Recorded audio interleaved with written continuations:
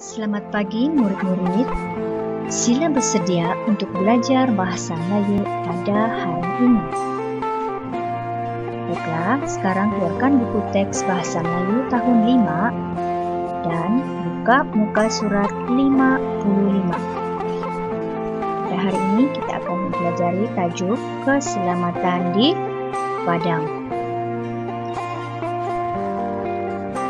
Baik, pada hari ini kita akan belajar bagaimana untuk menjawab soalan bertumpu dan bercapah, kemudian membaca teks dengan lancar dan sebutan yang betul. Di sini kamu kena mendengar bagaimana cikgu membacakan petikan itu dan dialog dengan betul. Manakala nilai yang terdapat di dalam pembelajaran kita pada hari ini adalah nilai kerajinan. Baiklah, ini merupakan paparan buku teks kamu di muka surat 55. Jika murid-murid tidak mempunyai buku teks sekarang, tidak mengapa, pastikan kamu mengikuti pembelajaran kita dengan teliti. Cikgu sudah sediakan gambar di sini. Baik, sekarang kamu lihat keselamatan di Padang. Kita akan bersama-sama membacakan petikan ini terlebih dahulu. Membaca dan pahami petikan. Keselamatan di Padang.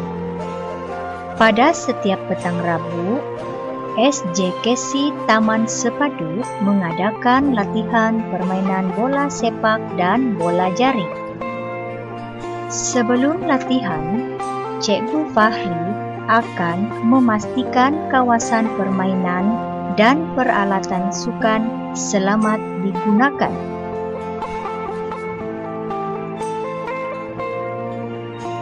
Sun Kit dan Gimis, tolong saya di Padang. Saya hendak memeriksa tiang gawang bola sepak dan tiang bola jaring, kata Cikgu Fahri.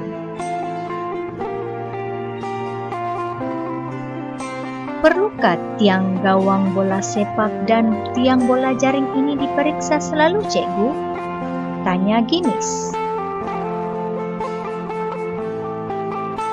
Ya, kita perlu memeriksa kedua-dua tiang ini supaya selamat digunakan, balas Cikgu Fahri.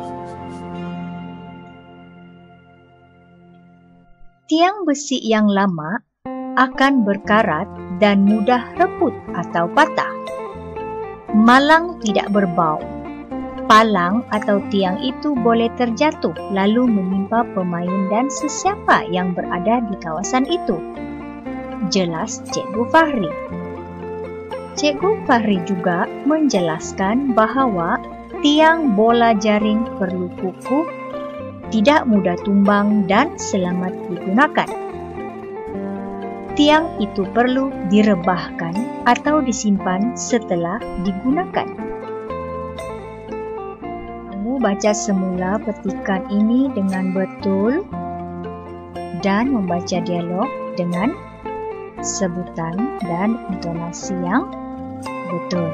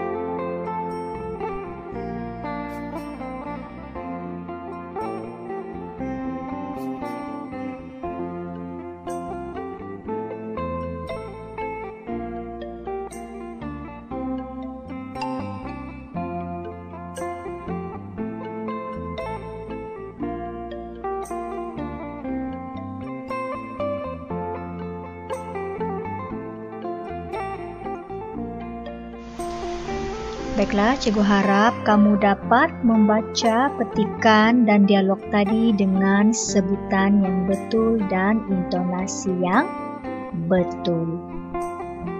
Baik, di sini kamu lihat ini merupakan tiang gol. Ini dipanggil sebagai palang dan ini adalah tiang. Baik, di sini kamu lihat perkataan atau ayat yang berwarna merah ini.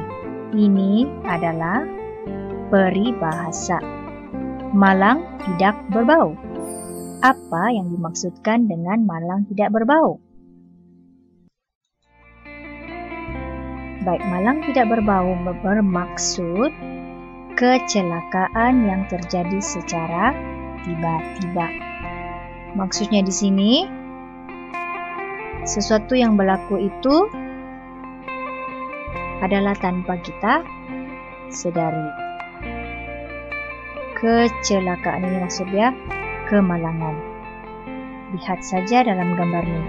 Seorang wanita telah diragut beg tangannya oleh dua orang lelaki yang bermotor ini. Kejadian seperti ini adalah sesuatu yang tidak disangka-sangka oleh wanita ini. Jadi, beliau tidak sadar perkara ini akan berlaku. Itulah kita akan namakan dia sebagai malang tidak berbau.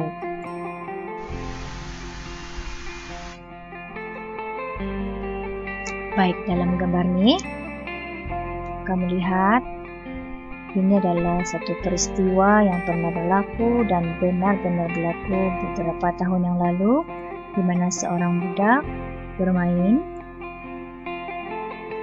Tiba-tiba tiang gol tersebut jatuh dan menghimpap budak tersebut, dan budak tersebut telah disahkan meninggal dunia.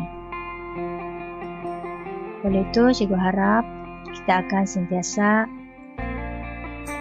berhati-hati walau di mana sahaja kita berada.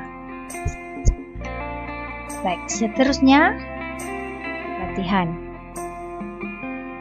Sebelum itu dengar dulu arahan. Jawab soalan 1 hingga 5 dengan ayat yang lengkap dan betul. Tulis dalam buku pemahaman atau kertas kajang dengan kemas dan jelas. Baik, paham? Sekarang kita lihat soalan. Oke. Dalam buku teks kamu tuh dia ada 6 soalan.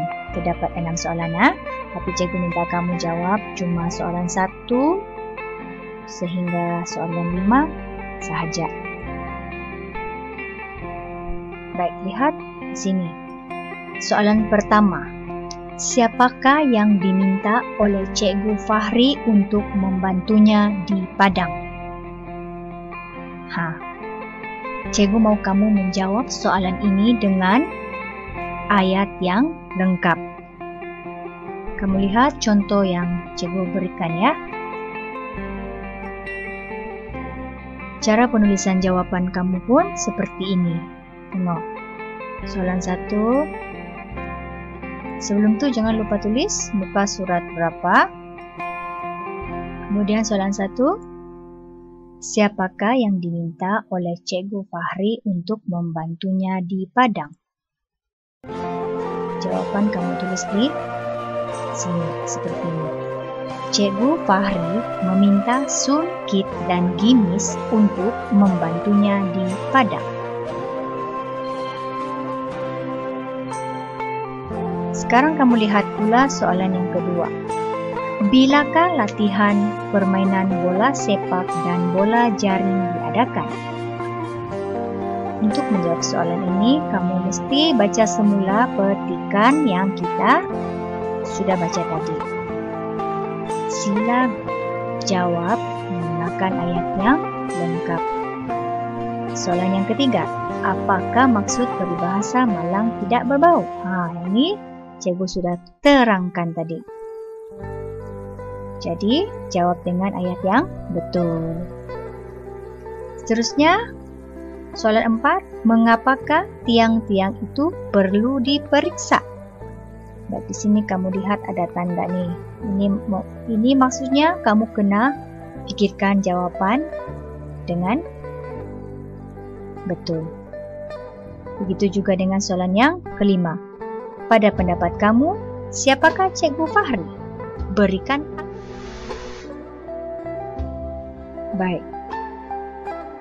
Alasan maksudnya kamu kena berikan sebab mengapa kamu pikirkan Cikgu Fahri itu siapa.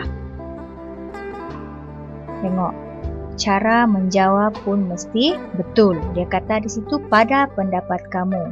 Jadi cara kamu menjawab mestilah bermula dengan ayat pada pendapat saya. Cikgu Fahri ialah, pikirkan apa jawaban kamu. Kemudian kamu kena berikan alasan. Beri sebab kenapa kamu kata Cikgu Fahri itu siapa. Faham? Baik, jadi Cikgu harap kamu dapat menjawab soalan dengan betul.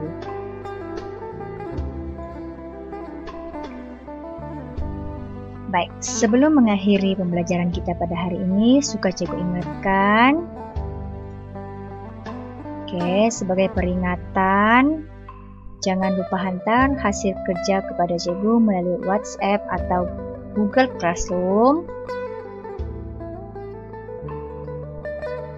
Tugasan mestilah disiapkan dan dihantar selewat-lewatnya hari Sabtu samaan dengan 2 Mei 2020. Belajar di rumah, stay at home. Terima kasih.